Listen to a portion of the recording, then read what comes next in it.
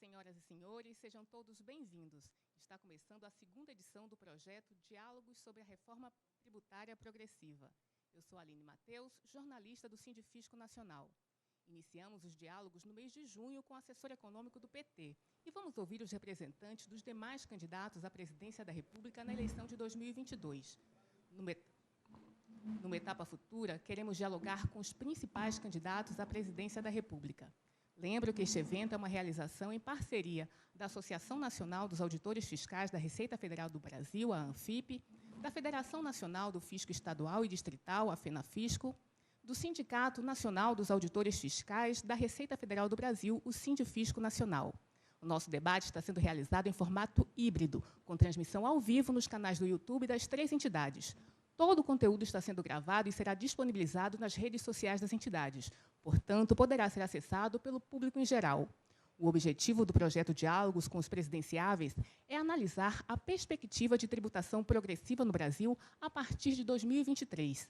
Mais especificamente, queremos conhecer a visão dos presidenciáveis e seus assessores econômicos sobre as diretrizes gerais do projeto Reforma Tributária Solidária, formulado pela ANFIP e pela FENAFisco, com o apoio do Sindifisco Nacional.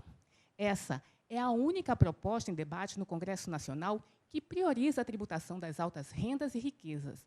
Entendemos que a justiça fiscal no Brasil é um imperativo civilizatório. Nosso sistema tributário é um dos mais injustos do mundo, porque tributamos muito o consumo e pouco as altas rendas, a riqueza e o patrimônio. Entendemos que no Brasil a justiça fiscal se impõe em decorrência da grave crise econômica, social e humanitária que vivemos. Nas crises do capitalismo no século XX, a tributação progressiva teve papel decisivo para a retomada do desenvolvimento econômico e social. E agora, para enfrentar a crise atual, a tributação das altas rendas e riquezas voltou a ocupar espaço no debate internacional. E no Brasil? Qual será o papel da tributação de 2023 a 2026 na superação da crise atual? Por que o Brasil tem dificuldades de adotar propostas de justiça fiscal que estão em debate em países desenvolvidos? Por que a agenda da tributação progressiva, recomendada até mesmo por organismos internacionais como o FMI e o Banco Mundial, por exemplo, são descartadas no debate nacional? E quais as possibilidades de que as mudanças propostas pela reforma tributária solidária sejam contempladas pelas agendas dos principais candidatos à presidência da República em 2022. Para responder a essas e outras questões, o projeto Diálogo com os Presidenciáveis tem a honra de conversar com o economista Nelson Marconi. Nelson é economista, é doutor em economia, pesquisador visitante da Harvard Kennedy School, professor da FGV São Paulo e coordenador do programa de governo de Ciro Gomes, do PDT, em 2018 e em 2022. Para entrevistar o nosso convidado, contamos com a presença de Marlúcia Ferreira Paixão, presidente da FENAFisco, Wilson Antônio Romero, presidente da ANFIP, Tiago Barbosa Almeida, primeiro vice-presidente do Sindifisco Nacional. Após a primeira rodada de perguntas, abriremos espaço para a participação de jornalistas convidados para o evento. Antes de iniciar o debate com Nelson Marconi, vou pedir para que os presidentes das entidades façam a saudação inicial de 3 minutinhos para cumprirmos a nossa agenda. Vou começar com a dama, Marlúcia, por favor. Olá, Aline, olá a todos que nos acompanham. Saúdo os meus companheiros aqui representando as entidades, professor Nelson, é um prazer tê-lo aqui conosco. Esse é um momento especial para nós. Desde 2017, que a FENAFisco, juntamente com a ANFIP, com o Sindifisco, com outras entidades parceiras, tem se dedicado ao estudo da tributação no Brasil. Nós entendemos que as grandes desigualdades sociais, econômicas existentes no nosso país, e agora com a pandemia isso ficou bem latente, são produtos de um sistema tributário anacrônico, que alimenta a desigualdade. E nós entendemos que esse é um debate que afeta e que interessa a população brasileira. E achamos que esse momento eleitoral que nós estamos vivendo propicia esse debate. Então, todas as oportunidades que nós temos, a gente procura popularizar essa proposta que a gente denominou de reforma tributária solidária, que é produto desse estudo promovido por essas entidades, mas também com mais de 40 acadêmicos especialistas sobre tributação no Brasil. Nós oferecemos ao povo brasileiro, né, a nossa opinião, produto desses estudos, mas, sobretudo, propiciamos esse debate, né, que é um tema árido, espinhoso, mas que afeta as nossas vidas. Então, desde já, agradeço muito a sua presença por estar conosco em mais um diálogo sobre a tributação no Brasil. Eu agora passo a palavra para o presidente da Anfip, Wilson Antônio Romero. Boa tarde a todos, boa tarde, Aline. É um prazer dar continuidade ao nosso projeto Diálogos com os Presidenciáveis, hoje honrados com a presença do Nelson Marconi, um trabalhista que comanda e coordena a plataforma do candidato já homologado, Ciro Gomes, e que efetivamente vem dialogar conosco e abrir essa interlocução com os auditores fiscais, com as entidades que promoveram e colocaram no debate no Congresso Nacional o projeto Reforma Tributária Solidária. Esse projeto Reforma Tributária Solidária, que eu tenho a honra de ter dado pontapé inicial durante a minha outra gestão na Anfip, teve sempre a curadoria de um grande mestre nosso, do professor Eduardo Faiani, que eu honro minha homenagem aqui, que nos prestigia, e faço questão de passar às suas mãos, Marconi, desde logo um sumário, um termo referencial desse trabalho agora renovado, remodelado, que nós estamos levando como proposta aos planos de governo, aos programas de governo de todos os candidatos. E, da mesma forma, contribuindo com um outro acompanhamento que a Anfip faz há mais de 20 anos, que é a análise da sustentação do nosso projeto, nosso estado do bem-estar social, que é a análise da Seguridade Social, que eu passo também às suas mãos, a análise da Seguridade Social de 2021, que efetivamente é uma das grandes preocupações, não só nossas, dos agentes da administração tributária, mas, acima de tudo, deve ser da sociedade brasileira. Por isso, muito bem-vindo, muito obrigado a todos que estão nos assistindo pelas redes sociais e vamos dar continuidade explorando um pouco nosso convidado. Obrigado, Aline. Obrigada também. Eu convido agora o primeiro vice-presidente do Sindifisco Nacional, Tiago Barbosa, para fazer sua saudação. Boa tarde. Obrigado, Aline. Gostaria de saudar os demais membros da mesa, Marlúcia, Romero, o professor Nelson Marconi, muito obrigado pela presença. Para a gente é uma oportunidade incrível poder estar debatendo esses assuntos. A gente sabe que são assuntos caros para a sociedade brasileira, mas que muitas vezes não são bem dimensionados pela população, o impacto que isso causa, né? A gente estava conversando um pouquinho antes. É mais fácil, às vezes, a população entender o orçamento do que a tributação. A forma como o Estado brasileiro é financiado, ele impacta tanto ou mais que a própria questão orçamentária propriamente dita, né? De onde o recurso vem, quem está financiando a máquina do Estado brasileiro. É um debate que a gente precisa fazer, e é urgente no Brasil que a gente amplie esse debate. A gente tem bastante acúmulo em relação a esse tipo de discussão, e talvez se tivesse... É difícil, né, fazer um panorama óbvio, né, de tributação do Brasil em pouquíssimos minutos, mas se a gente tivesse que eleger uma palavra para definir o sistema tributário brasileiro, sobretudo a tributação a forma como é feita a tributação da renda, diria que é uma tributação desigual. Ela acontece de maneira muito desigual, mas de um jeito particular, porque ela é desigual e ela é combinada, porque as diversas formas de tributação da renda no Brasil, elas se combinam para que seja pouco efetivo no que diz respeito a tributar as grandes rendas. A gente tem desde de uma faixa de isenção ridiculamente baixa do imposto de renda da pessoa física, que a partir do ano que vem vai ser cerca de 1,5 salário mínimo, o cidadão ele já vai entrar na faixa de tributação. A gente tem a última alíquota da última faixa baixa em comparação aos outros países do mundo, sobretudo aqueles que têm um estado de bem-estar mais desenvolvido. A gente tem poucas faixas intermediárias. A gente tem uma série de isenções que são especificidades do Brasil, que também não se vê em outros lugares, como, por exemplo, a isenção sobre a distribuição de lucro. E, perfeito, quando a gente olha para esse quadro do tributação, né, da pessoa física, a gente, bom, então, como que isso vai acontecer na jurídica? Né? Por que o lucro ele é isento na pessoa física? Aí, alega-se, porque ele já foi tributado na jurídica.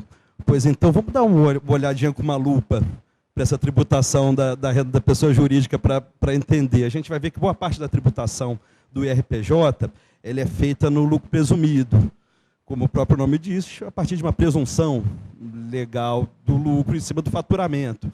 Então, já não é aquela parte daquela linha do resultado das entidades que denota a riqueza. Né? Você, quando fala do faturamento, denota a circulação, né, de bens, produtos, mercadorias e serviços. Então, aí a gente avança, aí começa, conforme que nem descascar a cebola com a mão, né, as primeiras camadas elas são mais flexíveis e saem melhor, e conforme a gente vai avançando, vai ficando mais difícil. Mas quando a gente continua olhando, aí começa a olhar para a legislação internacional. Aí a gente começa a olhar para a legislação societária, a gente vê a questão da dedutibilidade do ágio, que também é outra peculiaridade da nossa legislação tributária, que é uma medida que veio no final da década de 90 e que concentra também, tende a concentrar capital, porque favorece as empresas maiores comprarem as menores e utilizar a diferença, né, entre o valor que foi pago e o que está escriturado como despesa. Ou seja, é também uma medida de concentração de renda e que abre um flanco também para entidades com muita capacidade contributiva e com muitos recursos se organizarem para fazer incisões, incorporações artificiais, gerando... E isso dominou praticamente toda a discussão do contencioso nos últimos 20 anos no Brasil. Né? Quem acompanhou as discussões do CARF sabe disso. Então, a gente tem um quadro complexo de desigualdade, e que a gente precisa entender melhor, jogar luz nele, e a gente tem disposição, conhecimento e acúmulo para tentar contribuir para esse debate com a sociedade brasileira. E nesse tempo, né, de negacionismo, acho que o importante é que a gente jogue luz, tenha luz em cima dos fenômenos que estão presentes, porque muitas vezes a aparência, né, se a aparência fosse igual à essência, a gente não precisaria da ciência. Então, a gente está aqui para jogar luz nesse debate, para contribuir para a sociedade brasileira. Obrigado. Obrigada a todas as saudações. Agora a gente vai começar a ouvir o debate propriamente dito com o Nelson Marconi fazendo a sua explanação. Nós reservamos 10 minutos para esse momento, professor. Fique à vontade. Muito obrigado. Bom, boa tarde a todos. Pedindo mais uma vez aqui desculpas pelo meu atraso, mas a agenda está muito apertada. E eu queria cumprimentar, então, a Marlúcia, o Romero, o Tiago, e o Eduardo, que me convidou, logicamente, todos vocês que estão aqui também, e que estão nos assistindo ou vão nos assistir, por essa oportunidade de poder falar sobre esse tema tão importante, né, que é a reforma tributária justa, solidária, como vocês mesmos colocam, uma reforma tributária que vá contribuir para melhorar a distribuição da renda no país. Né? Então, eu fico feliz, inclusive, de poder falar desse tema, porque nós, do PDT, estamos insistindo nessa tecla da reforma tributária justa desde a campanha passada. Quer dizer, quem, de certa forma, recolocou no debate, junto com vocês, com as associações, né, mas do ponto de vista das campanhas, dos partidos, quem recolocou esse debate de novo, né, e trouxe, e realmente ele voltou a, vamos dizer assim, um debate protagonista, ou um debate importante hoje, foi a gente na campanha passada, quer dizer, a gente trouxe a questão da tributação dos lucros e dividendos, a tributação da própria riqueza, a tributação da herança, colocamos de novo esse negócio e falamos que a gente precisa ter uma mudança significativa na composição da tributação do país. E é sobre isso que eu vou falar um pouco hoje aqui com vocês. Tá?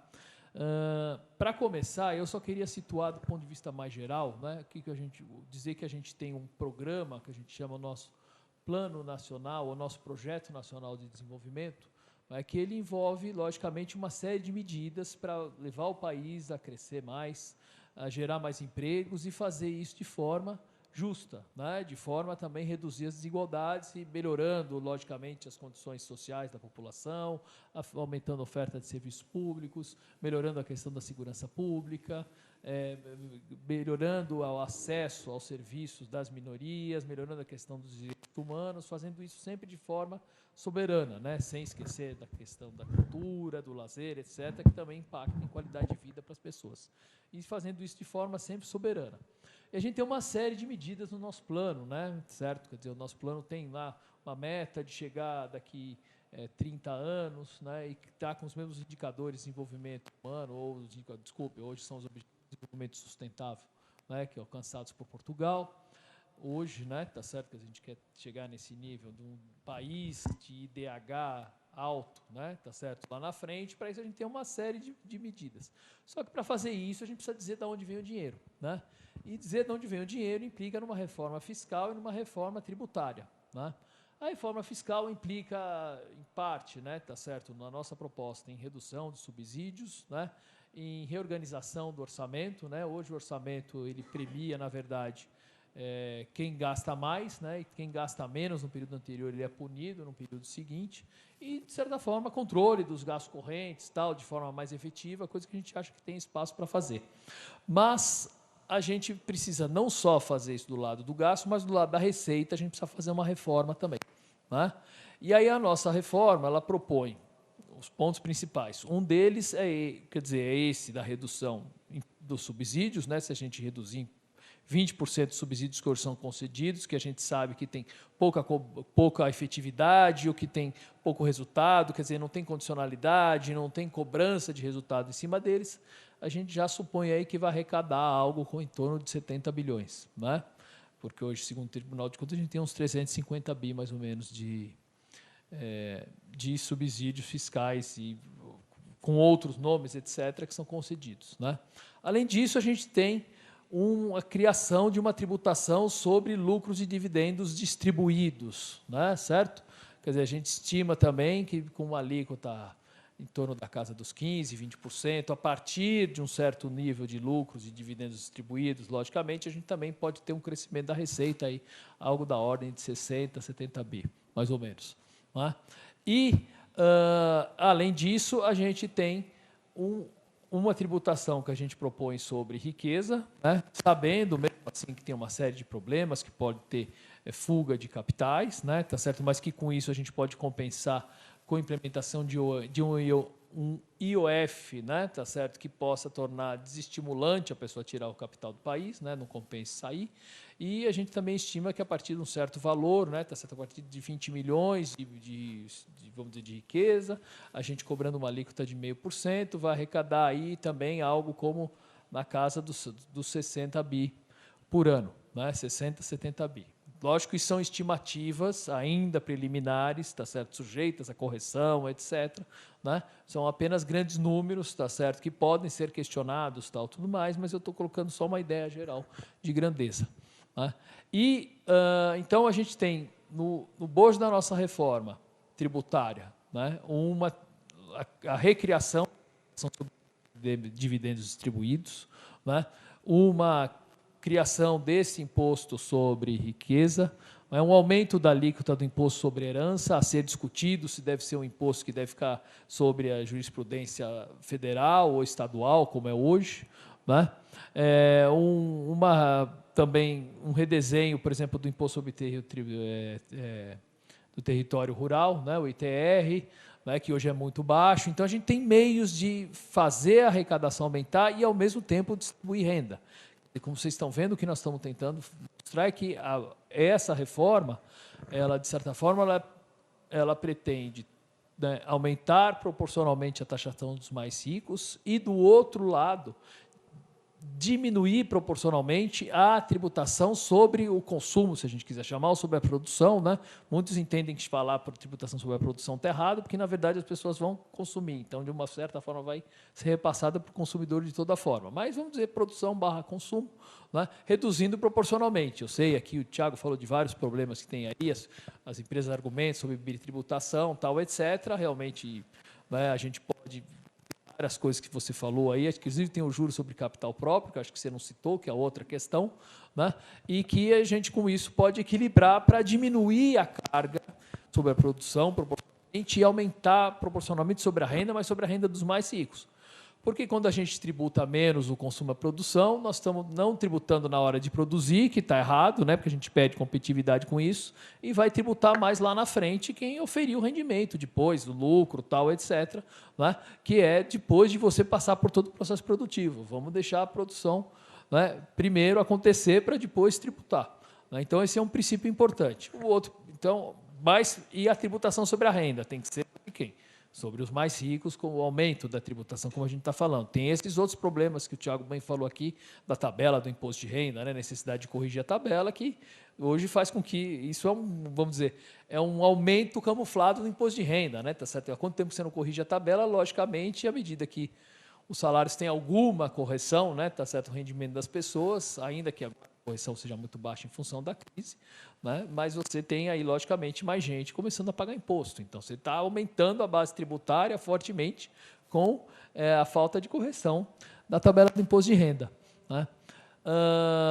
Só para completar, então, eu falei do imposto de renda, falei sim, eu ia falar sobre essa tributação sobre o consumo, a produção, etc. Porque, no fundo, quem paga, né, essa tributação sobre o consumo, e tem estudos que mostram isso, o próprio Orair, o Gobetti tem um texto muito interessante mostrando, né, que se você muda a tributação sobre a produção, quem é que está pagando mais esses impostos hoje são os mais pobres, né, porque são sobre quem incide, no fundo, mais fortemente dentro da cesta de consumo, né, esses tributos, né, tanto tributos do ponto de vista de tarifas públicas, como sobre bens e serviços, né, isso pesa muito na cesta, principalmente dos mais pobres, e a gente, com isso, ao reorganizar a tributação sobre a produção e o consumo, a gente pretende unir os impostos, né, em um imposto de valor sobre o valor agregado, né, os impostos que hoje são cobrados sobre a produção e o consumo, a gente também pretende,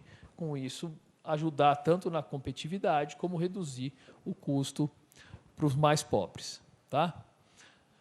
Eu ia falar mais uma coisa, mas, ok, depois eu lembro e me falo. Acho que, de saída, é isso que eu queria dizer para vocês. A gente tem que fazer uma reforma tributária, é essencial no nosso programa, quer dizer, uma coisa para fazer no primeiro momento de governo, é a reforma mais importante que a gente tem que fazer. E a gente, logicamente, espera contar com o apoio do Congresso. E como é que a gente consegue financiar isso? Financiar, não. Como é que a gente consegue suporte para essa reforma, né? Porque é uma reforma que muda muito a distribuição de renda na economia, né?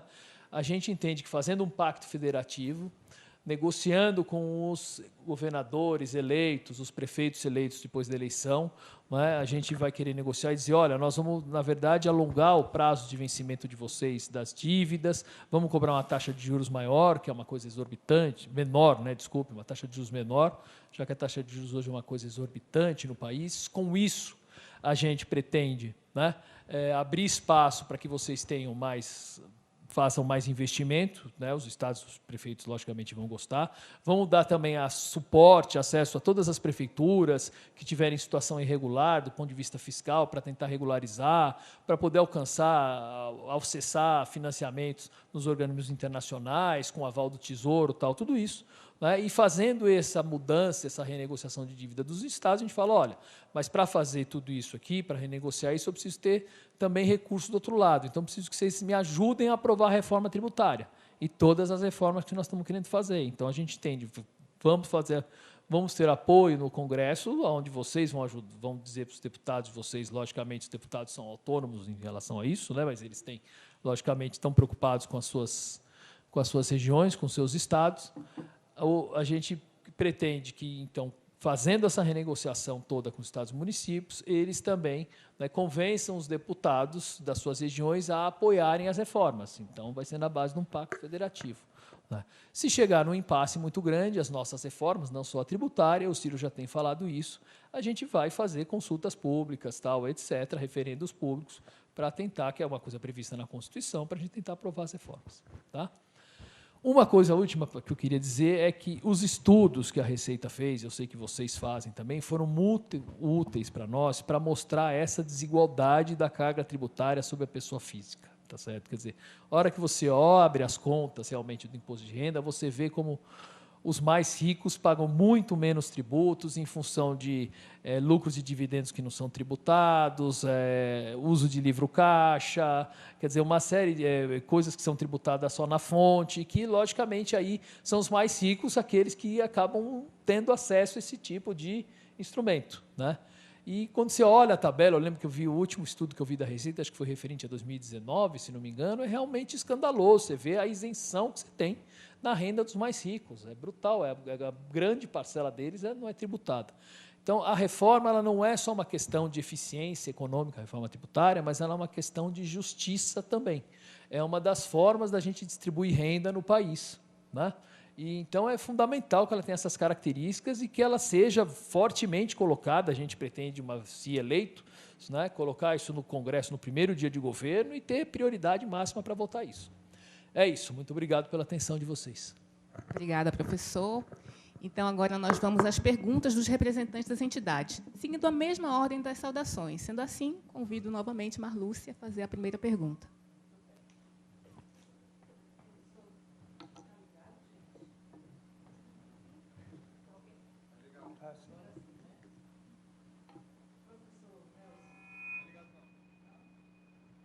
Acho que tem que ligar agora.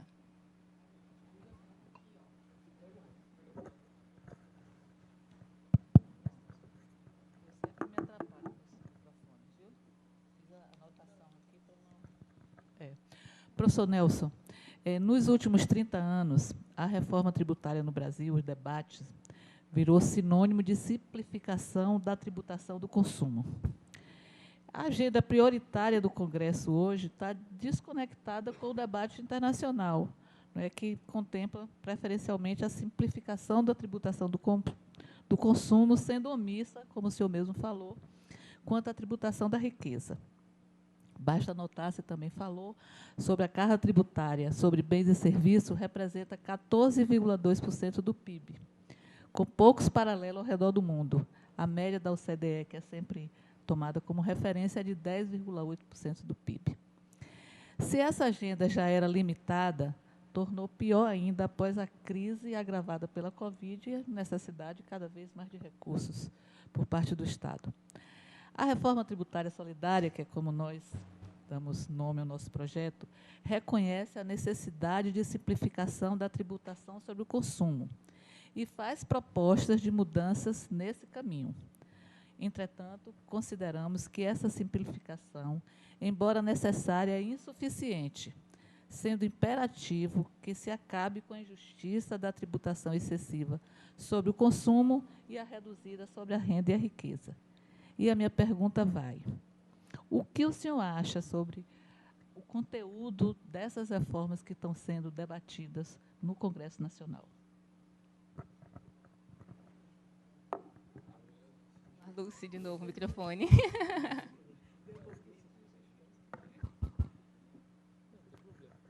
Bom, eu entendo, né, que as reformas que estão, como você mesmo falou, citou ao início, no Congresso Nacional, elas estão indo no caminho da simplificação. Não está? Está ouvindo? A transmissão está ok, né? Okay. Mais perto, agora? Ok? Tá. Então, as reformas que estão tramitando no Congresso Nacional, né, elas vão no caminho da simplificação da estrutura tributária, que eu acho correto, tá ok? E também no caminho de tentar resolver algum tipo de guerra fiscal, né, tá certo? E um pouco essa questão do pacto federativo do ponto de vista tributário. Então, tudo bem, elas vão na direção correta, mas como você mesmo falou, Marlúcia, elas são incompletas, porque elas estão tratando de uma parte da tributação, que é a tributação sobre a produção e o consumo e alguns desses impostos, né? E a gente tem uma outra parte da tributação muito importante, que é a tributação sobre a renda, que você também mencionou, a própria OCDE. Se você pegar os dados da OCDE, isso fica claro, né? Tá certo? Quer dizer, a maior parte dos países da própria OCDE tem uma participação maior da renda e menor da tributação sobre a produção e consumo, certo? E a gente tem uma composição que é o contrário. Então, a gente precisa mudar essa composição. E as reformas que estão até agora no Congresso não estão tratando dessa questão, né? Certo? Nem da tributação da riqueza.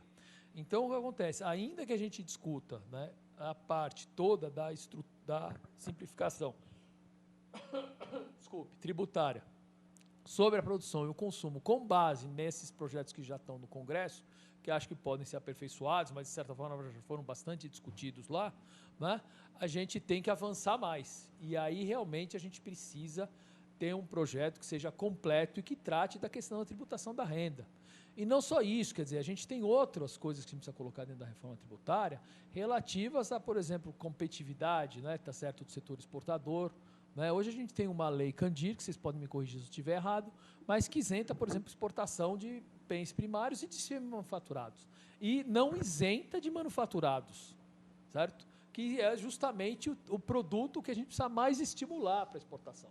Né? Tá certo? Quer dizer, a gente faz a tributação inversa do que precisa ser feito em qualquer país que se desenvolveu, vai tributar menos, né, a exportação de produtos manufaturados e vai tributar mais aquilo e ele, vamos dizer, tem como recursos naturais. Então, eu não estou nem defendendo aqui, deixa eu falar, o aumento da tributação sobre os produtos primários, não é isso.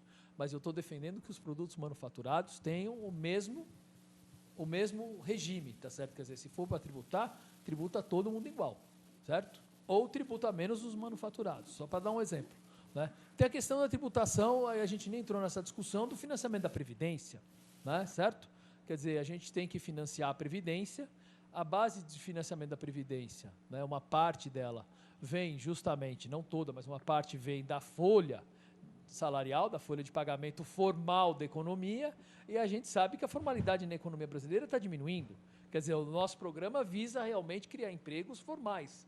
Mas, tá certo, como tendência, a gente vê muita gente querendo empreender, né, tá certo, querendo ter outro tipo de ocupação, digamos, de vínculo, né, tá certo, que não seja necessariamente um vínculo o profissional com uma empresa via carteira de trabalho. Então, como é que nós vamos financiar a Previdência no futuro? Né? A gente tem que tratar disso também. Né? Então, tem outros pontos que realmente precisam ser tratados de uma forma mais global, mais olhando para uma visão mais completa da reforma tributária, e que essa está cuidando especificamente dessa simplificação da parte da produção e do consumo. Essa questão da renda que você falou é essencial a gente retomar. Retomar não, né? Colocar na reforma. Tá? Obrigada pela primeira pergunta. Agora, o Wilson Romero. Marconi, me preocupa muito, principalmente um partido que tem um fundamento trabalhista no seu ideário e a visão para a educação, mas, acima de tudo, para os pobres. Nunca no Brasil se viu tanta miséria na rua. Tanta miséria, tanta gente sem teto, cada vez mais a desigualdade aumentando. E isso é um fator primordial embutido no conjunto daquelas fontes de financiamento para os programas de redistribuição de renda, que são efetivamente os do orçamento da Seguridade Social. E esse orçamento, que tem o tripé básico de previdência, saúde e assistência social, nós temos que buscar formas mais modernas e mais efetivas para financiá-lo. Como o partido e como o candidato visualiza essa possibilidade de mudar o elenco de fontes como contribuição para o financiamento da Seguridade Social, a COFINS, a contribuição social sobre o lucro líquido. E, acima de tudo, também a própria contribuição previdenciária, né? Que é uma demanda de efetivamente trocar e definitivamente acabar com a contribuição sobre a folha. Temos espaço para isso? E agrego uma segunda pergunta. Esses programas de redistribuição de renda são os que impactam no teto das contas públicas, da Emenda Constitucional 95, em que há um crescimento muito além da inflação, um crescimento vegetativo na previdência, na demanda da assistência social, na própria saúde. Como nós vamos tratar também esse limitador, que nada mais é que um instrumento de ajuste fiscal, de responsabilidade fiscal, que é a Emenda Constitucional 95, o teto de gastos. Pretende-se acabar com o teto de gasto ou simplesmente flexibilizá-lo de alguma forma? Bom, em relação, primeiro, à forma de financiamento, né, da Seguridade Social. né, e os impostos. A gente entende que tem vários impostos que precisam ser realmente simplificados e que precisam ser transformados num imposto de valor adicionado, ou valor agregado, né? E dentro dessa lista de impostos está a COFINS, está a contribuição sobre o lucro líquido. Então, eles estão dentro desse projeto. Agora, você, de qualquer forma, precisa ter, dentro disso, recursos destinados para a Seguridade Social, para a saúde e para a assistência. Então, uma coisa é a gente pensar, vamos fazer a reforma tributária para simplificar, as duas coisas estão interligadas, logicamente, mas estou falando assim, pensando que eu tenho que fazer a reforma tributária e tenho que garantir recursos para as despesas da Seguridade Social. Isso são dois princípios fundamentais. E que esse IVA novo, tá certo, tem que garantir uma parte dos recursos, como já existe hoje para a saúde, né? Garantir uma parte dos recursos para os programas assistenciais e para o próprio programa de renda mínima. A gente está...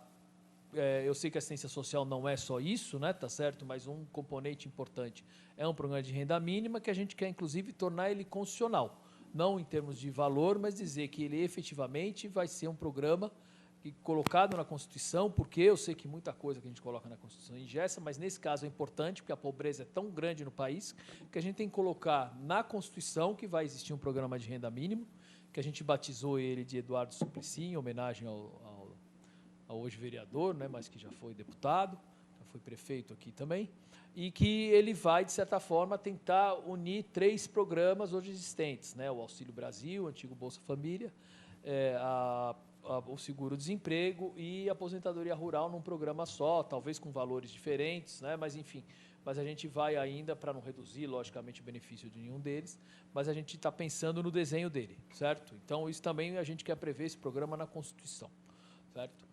Bom, agora, você me fez uma outra pergunta que é importante, em relação ao teto, né? Quer dizer, se a gente quer ter um desenvolvimento de um país, né, certo? Onde você tem um avanço da população todo ano, né, tá certo? Que a gente tem um crescimento de 2, 3, nascem 2 milhões, 3 milhões de crianças por ano no Brasil, certo? A gente agora diminuiu um pouco, está em torno de 2 e pouco, se não me engano, já foi 3, né? E você tem essa desigualdade social, como você falou, é visível, olho nu, como a pobreza está aumentando nas grandes cidades, né? Isso sem contar nas regiões mais longínquas, mas nas grandes cidades a gente vê isso a olho nu, os dados estão mostrando isso, a gente precisa ter realmente mais gastos orientados tanto para as políticas sociais como para a infraestrutura, porque a infraestrutura ela não é só competitividade, que é muito importante para gerar empregos, né? Você melhorar a infraestrutura do país, ela tanto aumenta a competitividade como gera emprego, mas tem uma parte dessa infraestrutura que é social.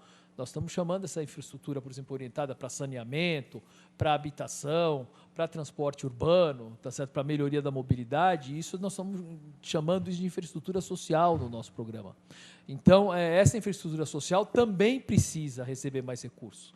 Com o teto de gasto que está aí, quer dizer, lógico que você precisa da reforma tributária para isso, mas, do outro lado, se você mantém o teto do gasto da forma como ele está hoje, é impossível você aumentar essas despesas, né? A gente precisa lembrar que o teto ele tem sido só corrigido pela inflação, já faz alguns anos, isso tem diminuído a participação da despesa primária em relação ao PIB, né? Enquanto o PIB estava crescendo, logicamente, né? Agora o PIB a inflação está mais alta que o PIB, então, mas você teve durante muito tempo aí uma redução real das despesas, né? Redução real, desculpe, a redução real não, uma manutenção do ponto de vista real, mas abaixo do crescimento da economia, abaixo do crescimento da inflação, tal, tudo mais, né? Do crescimento nominal da economia, eu quero dizer, né? Não do crescimento real. E, com isso, você teve aí uma compressão das despesas, principalmente de investimento, e na área social, né? Enquanto isso, a despesa com juros corre solta, né? Tá certo? E ela também é uma despesa que pressiona a dívida pública, né? Então, o que a gente tem que fazer? A gente tem que mudar o teto de gastos, certo? Isso é essencial. Deixando o investimento de fora do teto, né? Criando uma regra diferente para corrigir as outras despesas, que tem que ser ou a inflação mais o crescimento do PIB real, que seria, na verdade, o crescimento do PIB nominal, certo? E a gente tem que mudar essa regra de correção do teto, deixar o investimento de fora, né? E, logicamente, ter uma série de regras que possam possibilitar também a evolução do gasto social, tá certo? Por exemplo, na saúde, etc., né?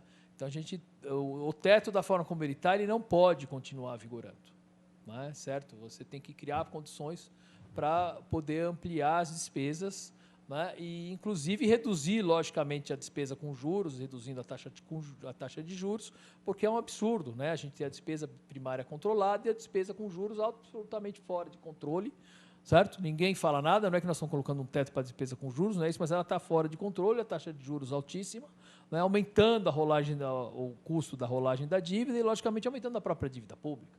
E, do outro lado, nós temos um teto aqui que está recaindo fundamentalmente sobre a despesa social e investimento. Quer dizer, não dá, né? Certo?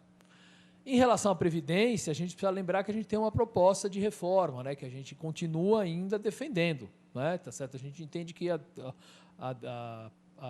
reforma previdenciária tem que ter 3 pilares, né? Tá certo? Uma renda mínima, tá certo, que garanta para os mais pobres uma certa renda, depois, quando eles atingirem uma certa idade, né, tá certo, que é muito parecida com a aposentadoria rural, uma parte do rendimento que tem que ser vinculada ao regime de repartição e uma parte mais alta do rendimento, tá certo, só a parte mais alta do rendimento que teria que estar submetido a um regime de capitalização, ainda que você possa combinar as coisas, tal, etc. Né? Mas a gente tem esse princípio que entende como importante. O financiamento da Previdência, como eu falei antes, é um problema que a gente precisa ver como vai equacionar, porque ele está baseado numa contribuição que está muito vinculada, de um lado, à produção e, do outro lado, à folha de pagamento formal. Né? Certo? Quer dizer, se você continuar com a economia brasileira nessa dinâmica que ela está, nós vamos ter que fazer outra reforma da Previdência daqui a pouco, porque a arrecadação vai continuar sofrendo problemas. Tá? É isso. Então, eu convido agora o Tiago, representando o Sindifisco Nacional, para fazer a pergunta. Temos que repassar o microfone. Opa, bom, professor, eu gostaria de pegar uma carona na pergunta da Marlúcia e um pouco numa parte da sua resposta sobre a questão da exportação de commodities, né, e como uma tributação mal feita nessa área faz com que se perca o principal caráter da tributação sobre consumo, produção, é o caráter extrafiscal, né? Não é aquele propriamente arrecadatório, né? Então, uma tributação mal feita nessa área prejudica, assim, a gente perde a potencialidade, né, do sistema tributário no que diz respeito à possibilidade de intervenção, uma intervenção positiva na economia. Mas tem uma outra coisa, eu estava comentando um pouquinho antes com os jornalistas, um desafio que eu fiz, que era o seguinte, que uma coisa é a tributação, é o fato gerador na saída, né, do produto. Outra coisa é o lucro da empresa que está exportando a commodity. Isso aí não tem, né, em tese, não tem isenção, tem que tributar normalmente. Ele podia pegar um estudo, né, um desafio que eu gostaria de lançar, era o seguinte, pegar o volume total, escolher uma commodity qualquer, né, pegar o volume total da exportação, o destino, o local para onde essa commodity foi exportada, o preço pelo qual ela foi exportada. Isso é tudo dado público. Dividir um pelo outro, né, e pegar o valor que foi praticado por unidade. E comparar esse valor com o que foi cotado em bolsa. A gente sabe que as commodities são cotadas nas bolsas internacionais. Eu aposto, sem medo de perder, que o valor dessa exportação vai estar muito mais inferior ao que é praticado nas bolsas de valores, vai ser muito inferior, e que boa parte dessa exportação foi feita para paraíso fiscal. De commodities, que se você pegar commodities que foi exportado, se a gente pegar o que a gente exporta para paraíso fiscal e colocar e tentar levar para a ilhazinha do Caribe, para onde foi exportado, não vai caber. Né? Não vai caber lá. Normalmente, o que acontece? A empresa ela fatura para ela mesma, no paraíso, e vende pelo preço de mercado para o exterior, e depois tenta internalizar esse dinheiro, deixa o lucro bonitinho ali no paraíso fiscal, e tenta internalizar esse dinheiro depois utilizando legislação, né, para entre aspas, ela remete o lucro, mas a forma, né, é uma venda para intragrupo, é uma operação intragrupo, normalmente. Isso acontece muito, é uma operação intragrupo. E fica lá bonitinho o dinheiro no paraíso fiscal. Aí depois, muitas entidades elas tentam trazer esse dinheiro de volta para o Brasil, utilizando as legislações para atrair investimentos estrangeiros, que não são nem muito não são propriamente estrangeiros, assim. Agora, isso, óbvio, detona, né? Isso derruba a base de cálculo do tributo da renda no Brasil, né? E força o sistema tributário brasileiro a migrar para uma tributação regressiva, que é aquela mais fácil de fazer, né? Que falando em português, claro, é bem mais fácil tirar o dinheiro do pobre é mais fácil do que do rico. Por isso é que o pobre não tem o dinheiro, né? E o rico consegue. Assim, então, a gente sabe que tem... Agora, isso, do ponto de vista administrativo, isso tem algumas dimensões. A gente tem a dimensão que é propriamente legal, que é a legislação dessa área, que precisa de uma intervenção ativa do governo, e tem uma dimensão que é uma dimensão administrativa, que é a alocação dos recursos dentro dos órgãos para que se faça determinado trabalho ou outro. Por exemplo, a gente, quando altera um critério de malha, a gente sabe, é possível simular exatamente e saber quantas pessoas vão cair a mais na malha. Né? Isso é um cálculo facílimo de fazer. Qualquer pessoa que sabe mexer com banco de dados faz isso rapidamente. Né? A gente consegue simular isso com muita facilidade. Então, a pergunta já longa vai no seguinte sentido: é como que o eventual governo encararia essa questão da relação da nossa economia com os paraísos fiscais e como que aí eu pergunto, né, se o Banco Central tem um papel importante nisso, no sentido de divulgar, né, da Receita Federal ter acesso aos contratos de câmbio, ter acesso aos fluxos, já que o estoque no paraíso fiscal é difícil, né, da gente aferir.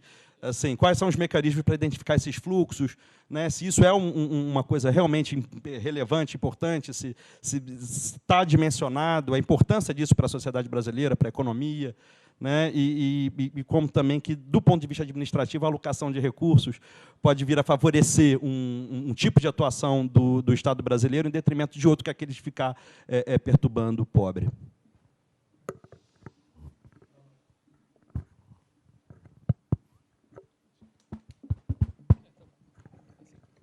Bom, estão me ouvindo? Então, Tiago, muito obrigado pela pergunta, todas as 3 perguntas ótimas. E essa realmente é mais uma questão importante para a gente pensar em termos de justiça social. Quer dizer, o fato de existirem paraísos fiscais ao redor do planeta é um escândalo, né? Tá certo? Quer dizer, não é um escândalo apenas para o Brasil, né? Tá certo? Mas um escândalo, é um problema para a economia mundial. Você vê que o presidente dos Estados Unidos está preocupado com isso, os dirigentes alemães, né, tá certo? A Merkel já vinha falando disso antes, né? Enfim, outros dirigentes também, quer dizer, outros países também estão com a mesma preocupação. Né? No nosso caso, o que você está me falando são casos que são mais escandalosos ainda. Né? Quer dizer, você exportar para um produto para um paraíso fiscal, quer dizer, você não paga tributo sobre o produto, ok, eu acho, inclusive, que eu acho melhor não tributar o preço do produto, para ser bem clara a minha posição, né?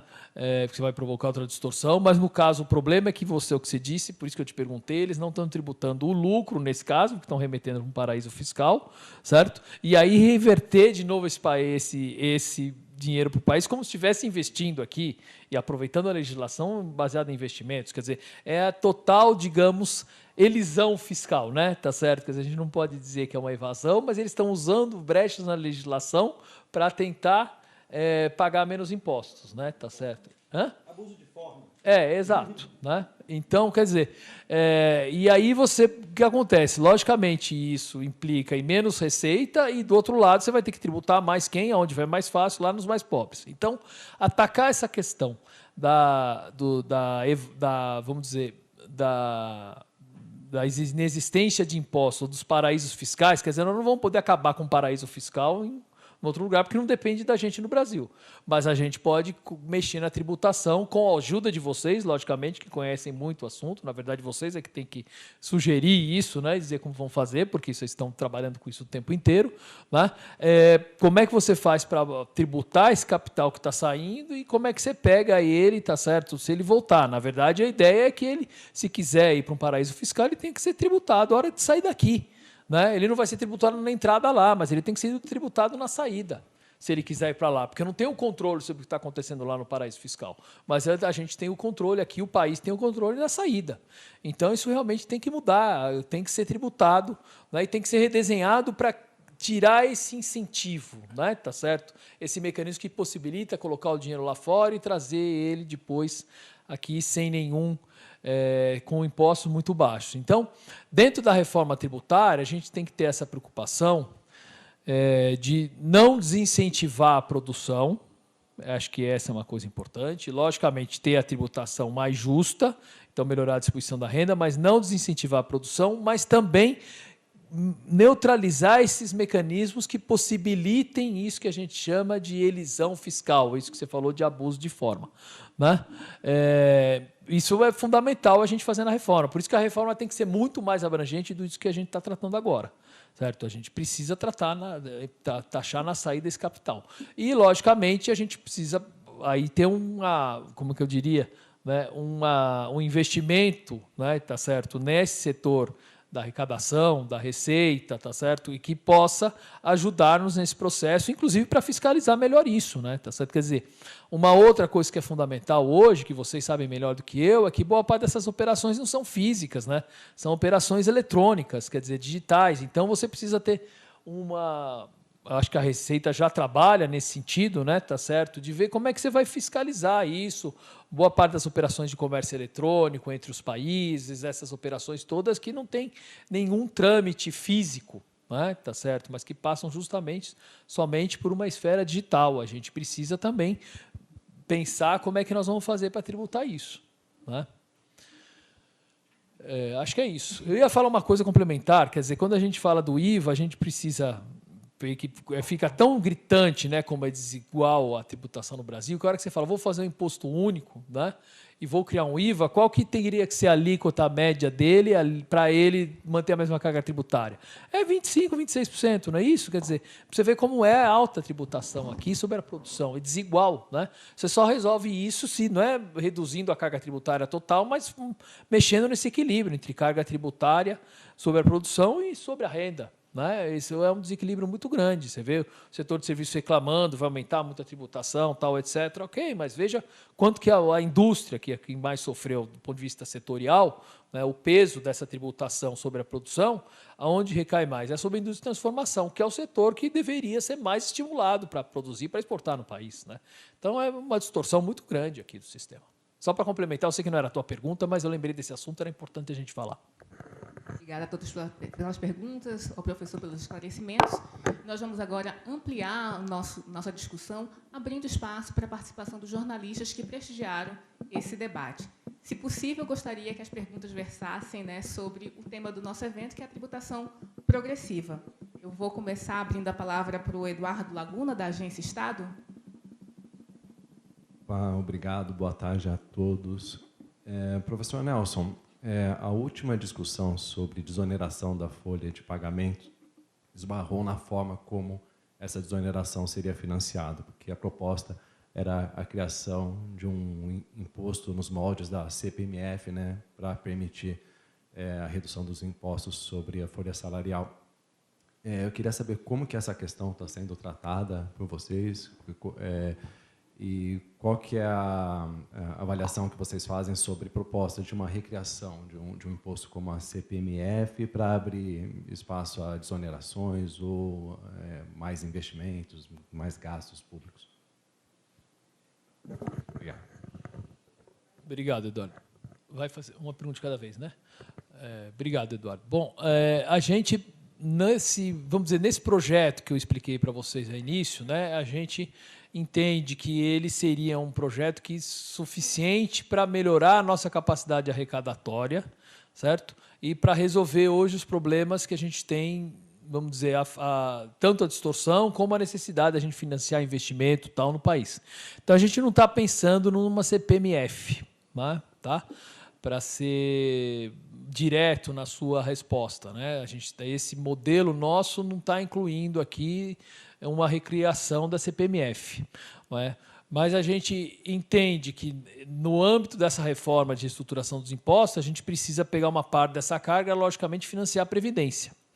Mas, vamos dizer, no conjunto geral, a gente entende que financiamento da Previdência, né, e, vamos dizer, a sustentabilidade do sistema previdenciário depende ainda dessa reforma que a gente propôs lá desde a campanha passada. Certo? Então, nesse sentido, vocês têm que mudar um pouco, fazer essa combinação entre capitalização e repartição para possibilitar o financiamento da repartição, né, desse modelo de repartição, com a reforma tributária que nós estamos fazendo e, com o tempo, né, tá certo, a gente depender menos de multitributação sobre a folha, justamente, porque seria difícil, né, tá certo, a gente, ao mesmo tempo, você tem que tributar menos o trabalho, né, a folha de pagamento, e a gente entende que a CPMF não é um imposto que, a princípio, seja tão eficiente, assim, digamos, né? Tá certo? Quer dizer, ele realmente, dependendo da alíquota que você coloca, de quem você cobra, tal, etc., mas ele pode também começar a incentivar outras formas de fazer negócios, né? Tá certo? Evasão de capitais, tudo isso.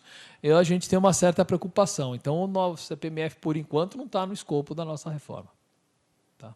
CPMF ou qualquer coisa parecida, né? Tá certo? Eu chamei de CPMF, que era um nome antigo, mas qualquer coisa que venha nos mesmos moldes. Obrigada, professor. Eu convido agora a Jaqueline Toledo, que é assessora de imprensa da Finafisco, que tem uma pergunta que chegou online, né, Jaqueline? Isso. É uma pergunta do Guilherme Mendes, do Antagonista. Ele fala que o Ciro é um candidato que tem que compor sua equipe econômica, ao mesmo tempo que tem as suas bases econômicas muito sólidas no Plano Nacional de Desenvolvimento. E em que medidas o escolhido do Ciro para a economia teria liberdade para agir, uma vez que ele é um economista que já tem um plano pronto, quase que de cabo a rabo? Deixa eu ver se eu entendi a pergunta. Quem tem um plano pronto de cabo a rabo? O Ciro?